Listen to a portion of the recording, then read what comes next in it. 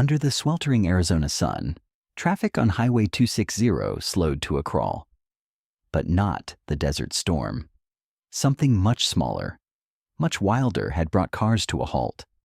A tiny stray dog blocked the road, refusing to retreat. I'd seen my share of strange calls, but nothing quite like this. As I approached the trembling creature, I realized it wasn't just lost or injured. It was trying to tell us something. And when I saw the glint of metal strapped to its leg, I knew. Somewhere beyond the pine forest, a mystery awaits. What could a stray dog possibly be leading us toward? And why did it seem to be waiting for help? What started as a routine highway patrol would soon uncover a life or death mystery that no one saw coming. The summer sun beat down on Highway 260, creating shimmering mirages on the endless asphalt. Traffic moved steadily, the usual flow of trucks and cars heading north or south. Their passengers, oblivious to the drama unfolding at the roadside. I adjusted my Stetson against the glare and squinted at the dispatch notes on my cruiser screen. At 32, I'd been with the Arizona Department of Public Safety for 9 years, and wildlife calls rarely warranted urgency. But something about this one felt different. Reports of a small aggressive animal disrupting traffic weren't something I could ignore. Dispatch, this is Unit 233, responding to the wildlife incident at Highway 260, mile marker 166, ETA 5 minutes, I reported, easing off the accelerator. I spotted the commotion before reaching the marker. A cluster of vehicles pulled onto the shoulder, drivers standing outside their cars, pointing and filming. I pulled up behind the last vehicle, lights flashing to alert oncoming traffic.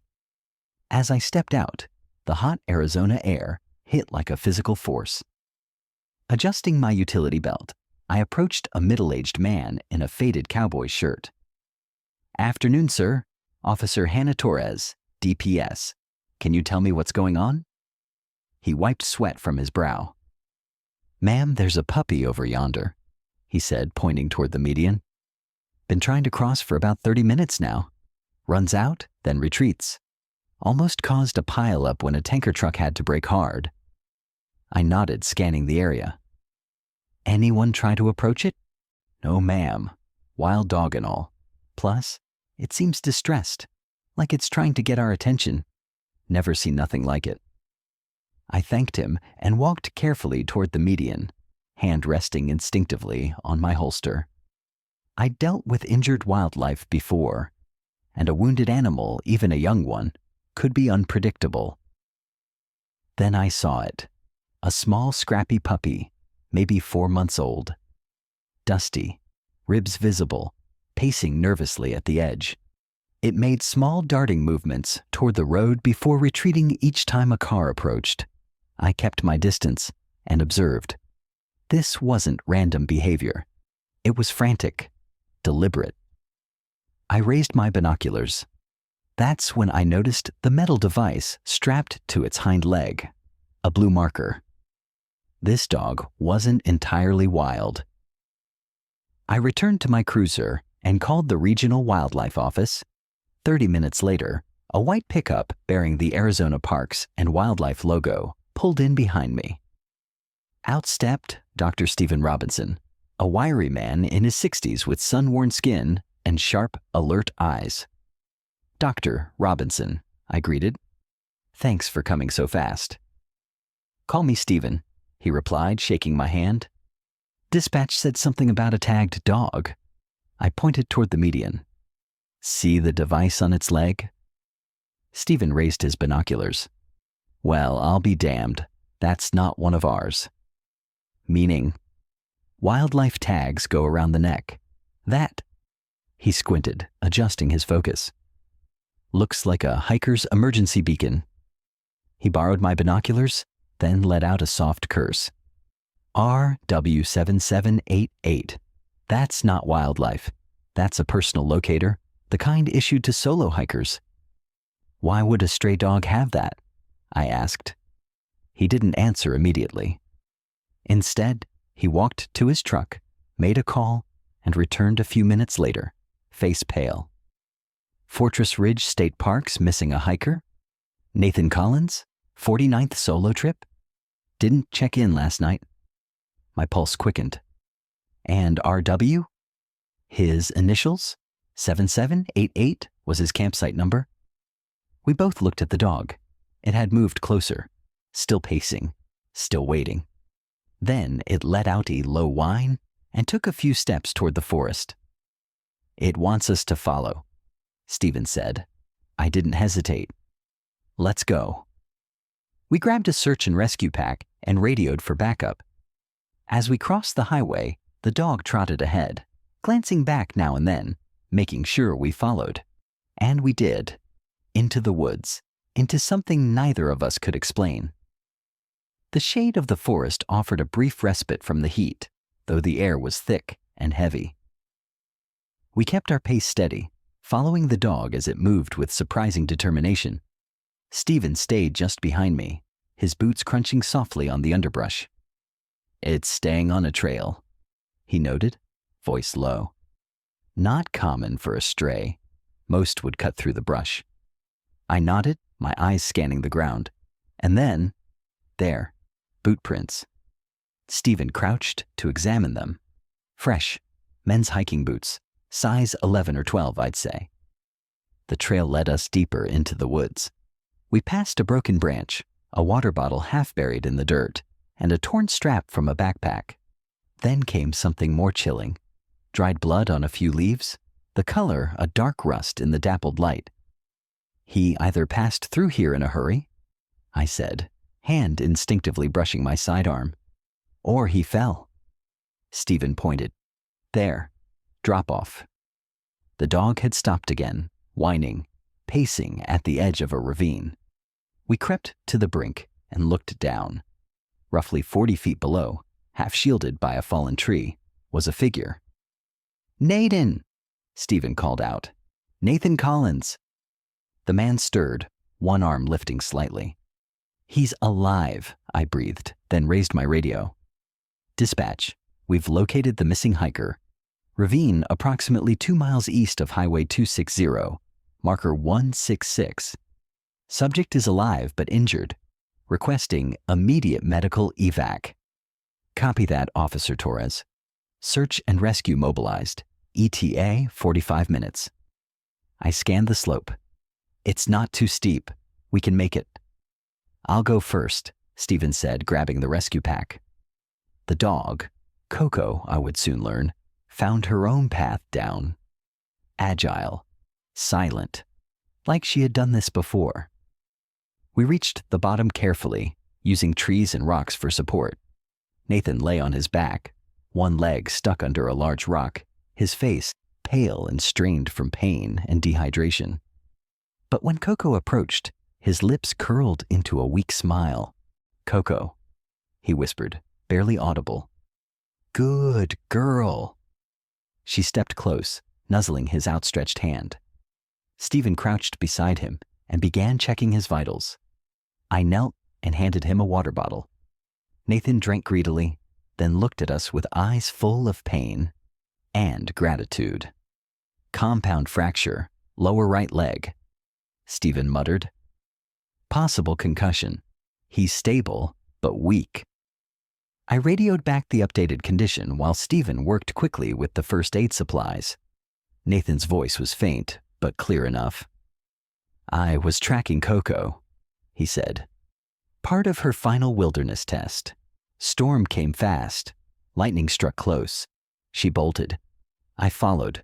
Rolling stone. Couldn't reach my beacon. So I strapped it to her and told her to find help. I blinked. You trusted a stray dog to lead rescuers back to you? Not just any dog, he said. She was raised by people before I got her. Rehabbed. She knew roads meant people. Safety. I hoped. I prayed. Coco curled beside him, her scrappy body pressed protectively against his side. Stephen looked up from the splint. Well, your prayer worked. She found us. I watched them both, man and dog, silently marveling at the impossible. The next hour passed in a blur of coordinated urgency. The search and rescue team arrived with proper medical gear and a specialized stretcher for ravine extractions. Coco remained nearby, never more than a few feet from Nathan, her eyes wary but calm. She didn't interfere. She just watched, like she understood what was happening. As Stephen and the medics carefully freed Nathan's leg and stabilized the fracture, I helped clear the area around him, brushing back loose debris and prepping the ascent path. The moment the team began lifting him onto the stretcher, Coco let out a low whine, rising to her feet. "Coco," Nathan murmured, his voice cracking. "Someone needs to look after her. She's not ready for full release yet." Stephen stepped forward without hesitation. "I'll take personal responsibility for her until you're back on your feet, Nathan. You have my word." Relief softened Nathan's face. "Thank you. Her gear, her food, it's all at my campsite. Fortress Ridge, site 7788. We'll find it." Stephen nodded. As the medics began the careful task of carrying Nathan up the slope, Coco tried to follow. She whined, then pawed at the rocks, her body trembling. I knelt, lowering myself to her level. "It's okay, girl. He's going to be all right. And you did good. Real good." Coco looked at me with those soulful amber eyes that seemed far too intelligent for a stray. And for the first time in a long while, I felt something shift inside me. A connection. A moment that defied protocol, rank, and logic. When we reached the top of the ravine, the sun was already dipping toward the horizon.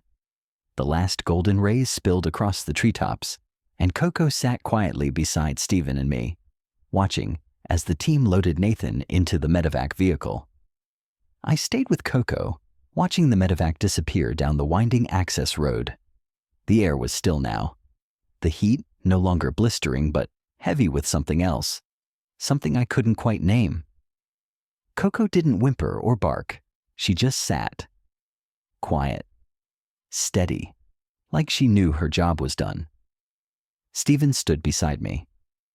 "We'll take her to the regional center overnight. Then I'll go back for Nathan's gear tomorrow." "She deserves better than a kennel," I said, surprising myself. "Maybe I could help, at least until Nathan's back on his feet." He glanced at me, then at Coco.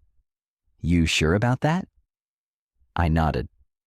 "Yeah, I think I am."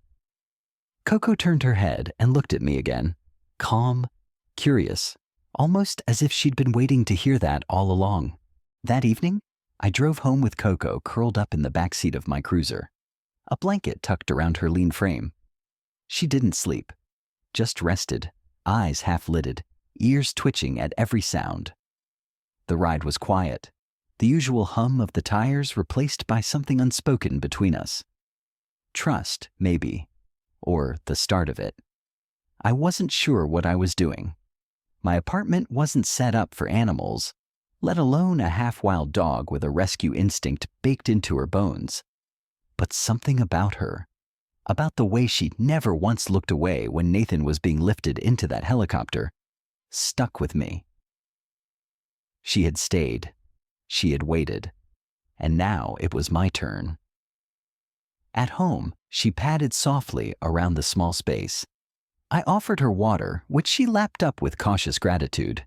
She sniffed the corners, circled once, then lay by the door, facing it, still waiting, still watching. I laid down an old pillow near her, but she didn't move. "She's guarding the way back," I whispered, suddenly understanding. The next morning, while the world stirred and the sun cast long shadows across the kitchen floor, I found her in the same spot, still, quiet. But her eyes found mine the moment I entered the room. I opened the back door, and for a second, I thought she'd bolt, run back into the wild where logic said she belonged. Instead, she waited, and when I stepped outside, she followed. Over the next few days, we settled into a rhythm. Stephen kept me updated on Nathan's condition. Stable, improving, hopeful. The story had hit local news outlets by then. "Stray Dog Saves Lost Hiker," the headline read. Calls poured in. Interviews were requested. But I kept my head down. Coco didn't care about press, and frankly, neither did I. What I cared about was how she began to change. The tension in her shoulders eased. She wagged her tail just slightly when I came through the door. She slept more soundly, sometimes near my boots, sometimes by the window, but never too far away. One afternoon, Stephen called. "Nathan's asking for you, and for Coco." I felt something hitch in my chest. "He's ready for visitors?" "He's more than ready," Stephen chuckled. "And I think Coco is too." So we drove again, this time to the Austin Wildlife Rehabilitation Center. When we arrived, Nathan was waiting in a shaded courtyard, a wheelchair parked beside a patch of sun. Coco saw him before I did. Her ears perked. Her whole body leaned forward. And then she ran. She crossed the grass in a blur of fur and joy, paws barely touching the ground. Nathan laughed, a sound cracked with emotion, and opened his arms. "Hey there, girl. You came back." She leapt gently into his lap, nuzzling into his chest, her tail wagging with restrained joy. For the first time since the ravine, I saw the full depth of her loyalty. Not wild, not tame, just true. Nathan looked up at me, eyes misting. "You took good care of her." I smiled. "She made it easy." He chuckled. She doesn't do anything easy, but she does everything with heart." He reached up to stroke her head, and she leaned in, eyes closing briefly, breathing him in like she was making sure he was real. I looked away for a second, swallowing the lump in my throat. That kind of bond, it wasn't something you saw every day. "They want her story for the paper again," Nathan said quietly, still petting her. "But I told them I'm not the hero here. She is, and maybe you too." I shook my head. "I was just doing my job. She's the one who wouldn't give up." He nodded. "Exactly. And that's why I think people need to hear this. Not just about what happened, but about what's possible." A week later, Coco and I stood in front of a local news crew, bright lights glaring in the afternoon sun. Microphones pointed at us like curious beaks. I hadn't planned to speak, but Nathan insisted we both be there. He stood beside me, crutches under each arm, his face still pale, but his voice steady. "She didn't just save my life," he said to the cameras. "She saved something inside me too. And Officer Torres here. She saw what others might have missed. A call for help in the shape of a stray dog." I cleared my throat, fingers fidgeting at my side. Coco sat by my boot, calm and unflinching. "I've been on this job for over a decade," I said, voice quieter than Nathan's. "You think you've seen it all. But sometimes it takes something unexpected, a dog with a tracker and a mission, to remind you that instincts are real. That trust can cross species, and that sometimes you just have to follow." The crew clapped lightly, the cameraman giving a thumbs up. Nathan smiled, but I could tell his attention was already on Coco. Later, as the crew packed up, he turned to me. "I've been thinking," he said, "about what's next for her." My stomach nodded. I knew this moment was coming. "She's bonded with you, more than I ever saw when I was training her. If you're willing, maybe she's not meant to go back to the wild." I looked at Coco. She met my gaze, then nudged my hand with her nose. "She's already home," I said. A month later, Coco and I stood side by side in front of a crowd gathered at the Arizona Wildlife Life Ambassador Center's newest wing.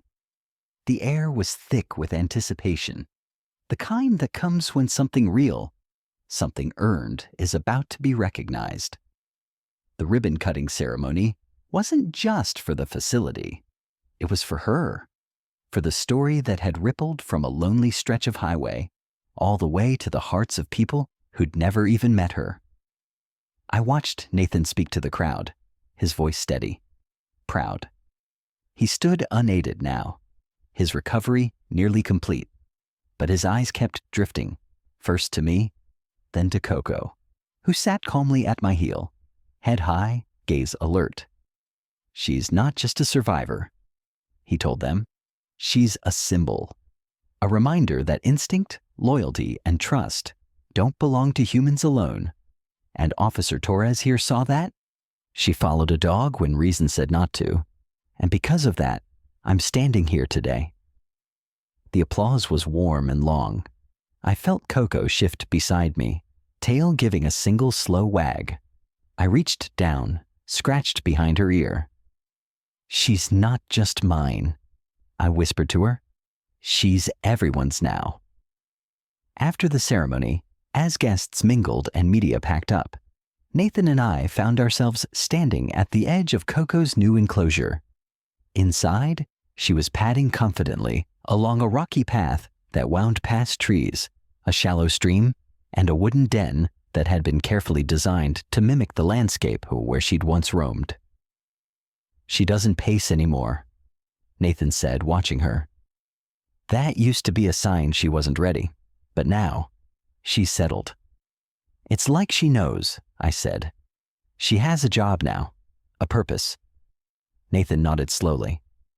"We all needed a purpose. She gave me one again, and I think she gave you something too." I didn't answer right away. I just watched Coco climb to the highest boulder in her enclosure and sit tall, surveying everything with calm, intelligent eyes. He was right. She had given me something. A reminder that bravery didn't always wear a badge, and that sometimes the ones who needed saving weren't the only ones who changed. Coco turned her head then, just slightly, and for a moment, her gaze found mine through the glass.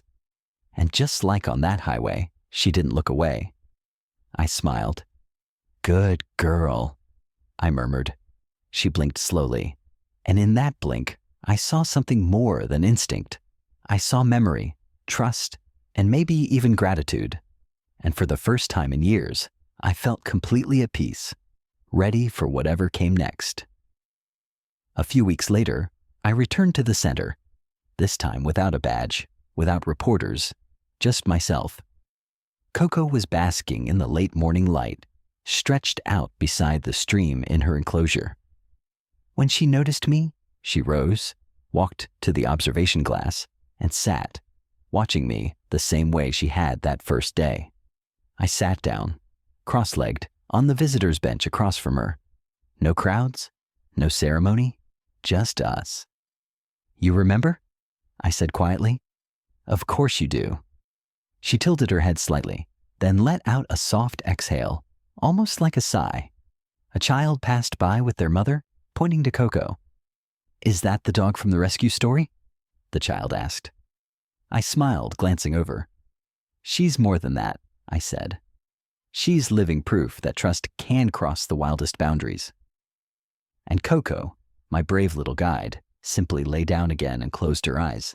Still watching, still home. Coco stayed by the glass, her posture calm but attentive. As the child and mother moved on, I stayed seated studying her. Her eyes blinked slowly again, then she stretched and circled once before settling near the stream again, curling into the grass, one ear twitching toward me. I didn't speak. I didn't need to. This moment didn't call for words.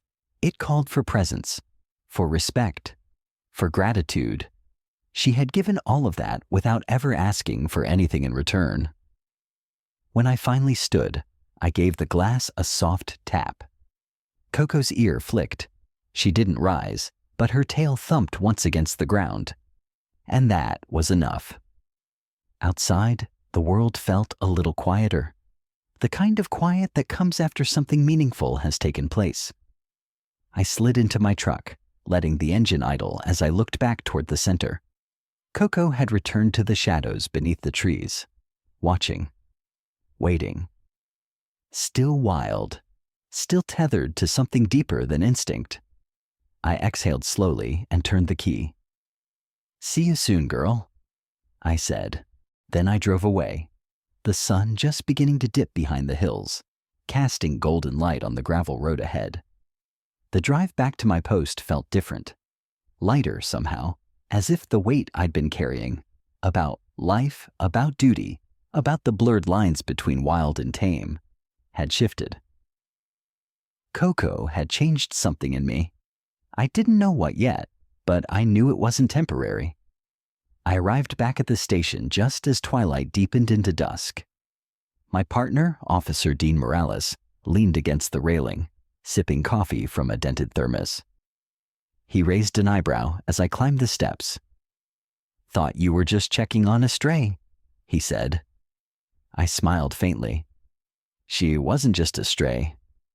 I told him everything: Coco, the rescue, Nathan Collins, the ambassador program.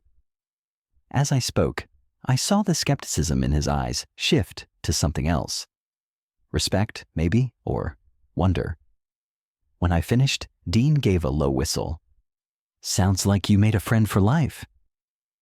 "Maybe," I said, glancing at the horizon. "Or maybe she reminded me what loyalty looks like when it's given freely." Days passed, then weeks. Calls came and went. Routine traffic stops, a barn fire, a stolen tractor. The usual rhythm of rural Arizona law enforcement. But every now and then, I'd glance at the calendar, counting down the days to the Wildlife Conservation Gala. And when that day came, I pressed my uniform, polished my badge, and drove to Austin under a sky the same shade of blue as Coco's tracking tag. The gala was held at the state capitol. Inside, the rotunda gleamed with white marble and hanging lights. Conservationists, lawmakers, volunteers, and wildlife researchers gathered in suits and gowns. I felt a little out of place in my formal blues until I spotted Nathan in a dark jacket, his cane resting beside him, and Stephen nodding to someone by the reception table. Nathan caught my eye, smiled, and motioned me over. "Glad you made it." "Wouldn't miss it," I replied. The ceremony was short, but heartfelt. When they called my name, I stood in front of strangers and accepted the plaque with shaking hands. They spoke of bravery, of compassion, of instinct and trust. But when Nathan stepped up to speak, he said it best. "This story isn't about a badge or a title. It's about a dog who remembered kindness and a woman who listened." After the applause faded and the cameras moved on, I stepped out onto the Capitol balcony. The city lights flickered below, a distant echo of the stars overhead. Stephen joined me, holding 2 cups of punch. "She'd be proud, you know," he said, handing me one. "She already was," I murmured. And I believed it. If this story moved you the way it moved me, please take a moment to like this video. It helps us share stories like Coco's with more people who care. Subscribe if you haven't already. We have many more true rescue tales, inspiring animals, and unforgettable encounters coming your way. And hey, I'm curious, what city are you watching from? Drop it in the comments below. Let's see how far Coco's story can travel. Until next time, stay kind, stay curious, and never underestimate the heart of a stray dog.